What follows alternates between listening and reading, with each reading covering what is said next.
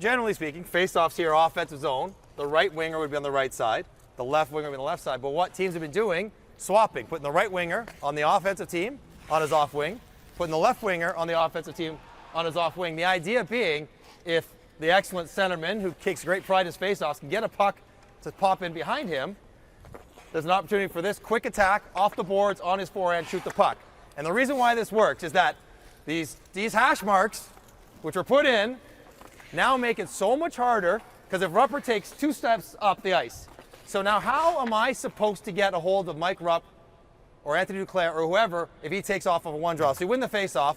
I'm the defenseman. My job is Mike Rupp. I only have to get him. So you win the face-off back. He jumps. I can never get there. No matter where I go, I'm not going to be close enough to get him. And the way guys shoot, they don't need much of an angle or a step to make that a point. So that's why it works on this side. And so on a clean one, you're chasing me. Yeah. But then even on one, sometimes when it's a 50-50 puck and it's put one right pretty much in your skates.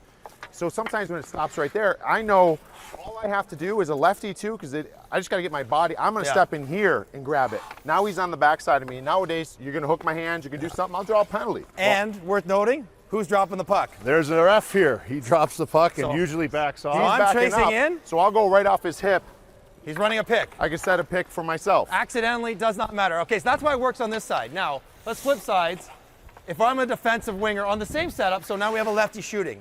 Generally speaking, I'm a left winger. My job, you come over here, you're the offensive winger. Okay. My job is to go to the point while also checking off on the guy coming across the top. So I start coming out of a lost draw. I kind of stay here just in case he shoots it. If it goes somewhere else, then we get into our coverage. But this is where it gets very interesting on the Duclair goal.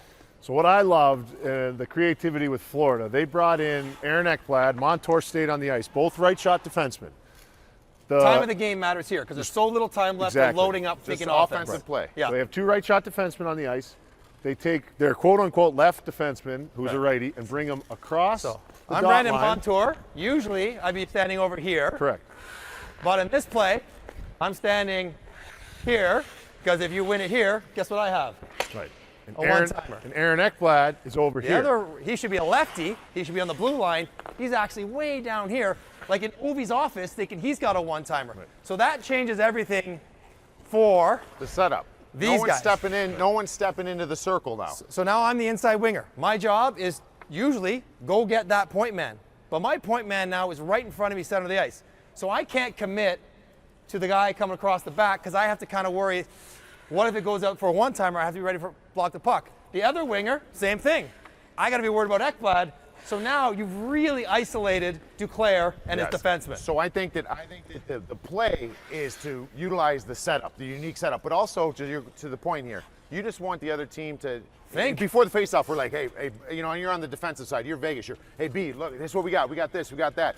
And we're keeping people out of this circle. So even if that's the play we want, if anything else happens, as long as it doesn't go that way, the draw. If anything else happens, Anthony Duclair now is isolated in this part of the ice, in a great part of the ice with no one. The only guy is that guy we talked about there chasing him. And chances are, you're not beating Anthony Duclair off the wall. Now, last point about this play.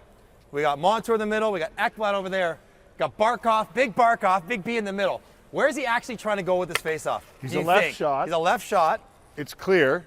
He's looking to You pull. got 2 big bombs waiting to take a one-timer late in the period, and that's unless his hockey IQ is off the charts, which I think it is. I think Barkov might have set this up and tried to win it behind him because he saw everyone was over there. Now he's going to know as soon as the puck drops, they're going to hold. Yeah. They're not going to jump through the middle like we just explained. They have to hold. Once the puck is dropped, Barkov uses it. He's going against the lefty. He's going against, I believe, Howden. So it's going to be hard for him to really rip through and get it over there. If he goes straight back and turns, he's going to use the leverage against the lefty to put it right behind him. Duclair comes off the wall, and it's on and off the stick in an instant. Now, it does get deflected, but there's a whole lane. You have, I've been this winger over here looking like, okay, this one's going to hurt if he wins it clean because I'm going to have to get out there. You're probably going to have to fight through this pick. That's your concern. You're really not thinking too much about the player on the wall. Unfortunately, in less than 2 seconds, the puck is dropped. It's in the net. And Florida, as they've done, have found a way to create offense. So I played center as a big lefty. You played mostly center as a big lefty. And the problem here too is you're the linesman dropping the puck. Right.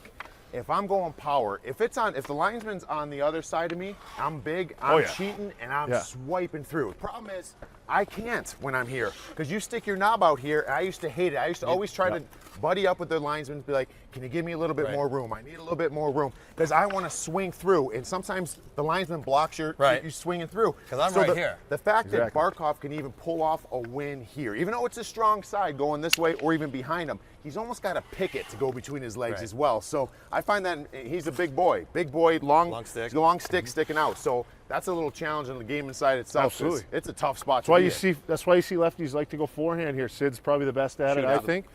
And it's exactly like you said, Rupper. I can get here, but this skate starts to creep the longer I wait, and I can get leverage and I can turn. And even if I don't win it clean, I can get it back here. The fact that he picks it nicely, cleanly. Because Howden can go swinging for the fences on this. Right, but the fact that he wins it clean is so important because then Duclair does get that jump. This defenseman cannot recover, and it's in the back of the net. I thought it was awesome. All about misdirection. Let's run it one time properly. I'm the defenseman. I'm chasing you. Duke, you got to take us a couple steps, give yourself some space. We're going to drop it. Comes in. We're out. And he's gone. Woo! Yes. Duke didn't shoot it that hard. Wow. But that's a very interesting. Both teams looking at ways to put the defensive team in a tough spot. In the soup. In the soup. That's where they found themselves.